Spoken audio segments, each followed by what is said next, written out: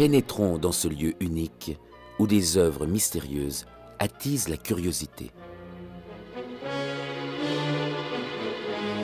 Nous sommes au cœur même d'un trésor qui doit son existence à l'ambition et la volonté d'un seul homme, Martin Bodmer. Sa vie exceptionnelle a permis de rassembler ses œuvres aussi précieuses que rares.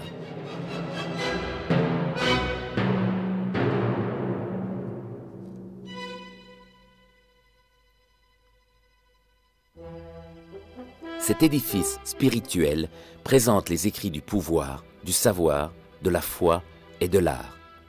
Ils attestent de la grandeur d'âme et de la puissance créative que l'homme a su atteindre tout au long de son parcours intellectuel. Ainsi, les objets et les livres témoignent de ce que les civilisations ont réalisé de plus remarquable à travers les âges. Cet héritage légué à l'humanité est précieusement conservé au musée de la Fondation Martin Bodmer à Colonie, près de Genève.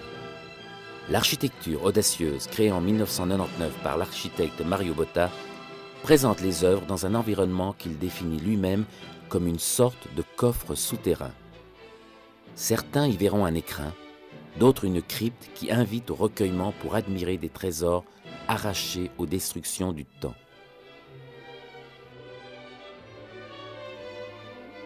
Martin Bodmer est né le 13 novembre 1899 à Zurich. Il est issu d'une famille d'industriels qui exerçaient son activité dans la fabrication de la soie depuis l'an 1700. Il grandit dans une magnifique demeure sur la colline du Freudenberg qui domine Zurich, hors des murs de la vieille ville. Son goût et son intérêt fort prononcé pour les livres lui font acheter très tôt ses tout premiers ouvrages. Ce sera la première esquisse du projet qui allait dominer sa vie entière, la formation de sa bibliothèque.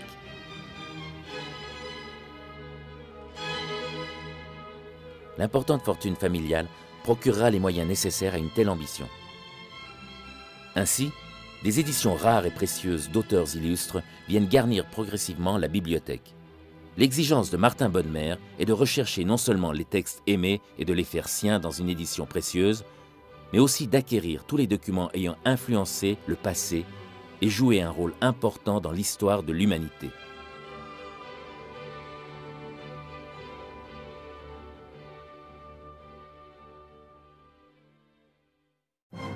Dès 1939, au moment de la guerre, Martin Bodmer s'installe progressivement à Genève où il se met au service du Comité international de la Croix-Rouge. Il devient membre du conseil de direction et en deviendra même vice-président. Au sein du CICR, il développe l'idée d'un secours intellectuel.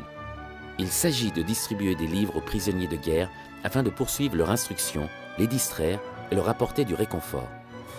Près d'1,5 million d'ouvrages seront envoyés aux détenus. Durant cette période, Martin Bodmer s'installe définitivement à Colonie, tout près de Genève, où il fait construire 2 pavillons de style classique en bordure de sa propriété. Ainsi, il possède l'outil nécessaire pour développer au mieux ses collections qu'il transfère en 1949.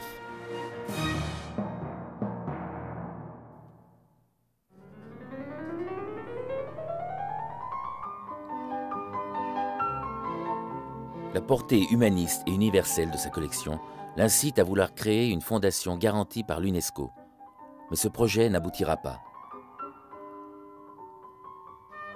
C'est finalement in extremis, le 26 février 1971, que la fondation sous sa forme actuelle peut voir le jour. Martin Bodmer fit don de sa bibliothèque à une fondation de droit privé reconnue d'intérêt public. Forte de 150 000 pièces en tout genre, elle est considérée alors comme l'une des plus importantes bibliothèques privées de tous les temps.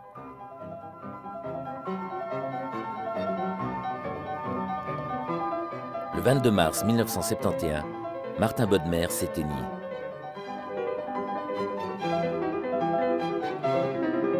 La fondation a pour but le maintien, le développement et le rayonnement de la collection. Le vieillissement des installations, les travaux nécessaires d'assainissement ont convaincu le conseil de la Fondation, en 1999, d'agrandir et de renouveler les surfaces d'exposition, en remplaçant la galerie souterraine par un nouveau musée à la mesure des ambitions de la collection. Sur l'initiative du professeur Charles Mella, alors président de la Fondation, le fameux dessin « Le Christ et la Samaritaine au puits de Jacob » fut mis en vente et apporta les fonds propres nécessaires à la construction. un architecte prestigieux fut choisi en la personne de Mario Botta. Après 3 ans de travaux, le musée Martin Bodmer est inauguré le 21 novembre 2003.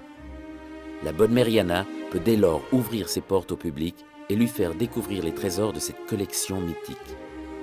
Un prestigieux collectionneur, M. Jean Bonnat, en est l'actuel président, tandis que le professeur Mella a repris la direction.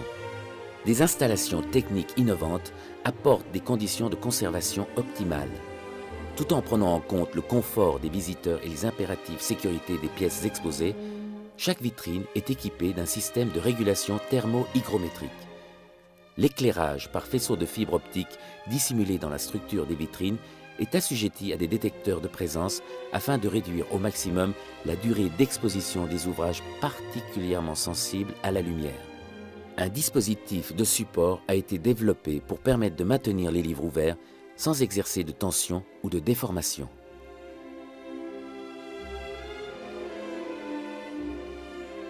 Aujourd'hui, la bibliothèque de Martin Bodmer se compose de 160 000 pièces de collection et d'ouvrages nécessaires à la recherche.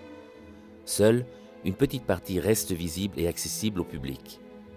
À son attention, une organisation minutieuse a été mise en place selon les critères édictés par Martin Bodmer lui-même. Ainsi, les visiteurs cheminent dans le musée selon un itinéraire qui reflète le parcours intellectuel de l'humanité au fil des âges et des civilisations.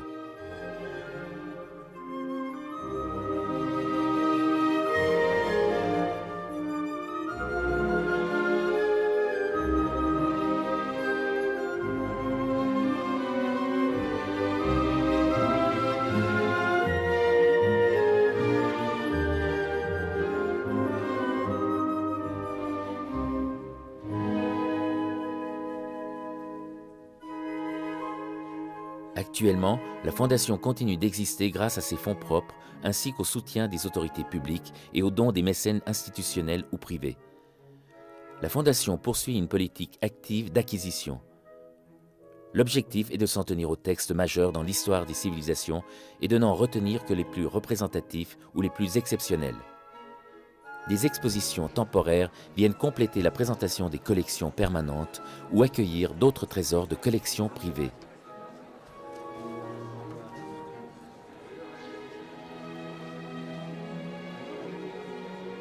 Présentations ponctuelles, dédicaces d'auteurs contemporains et lectures publiques deviennent des rendez-vous réguliers.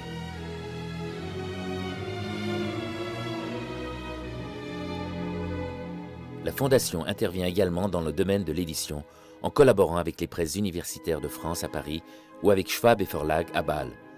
Elle publie régulièrement des ouvrages et des catalogues prestigieux. La Fondation accueille de nombreuses personnalités du monde politique, diplomatique et intellectuel. Elle met en valeur un patrimoine qui est celui de l'humanité tout entière.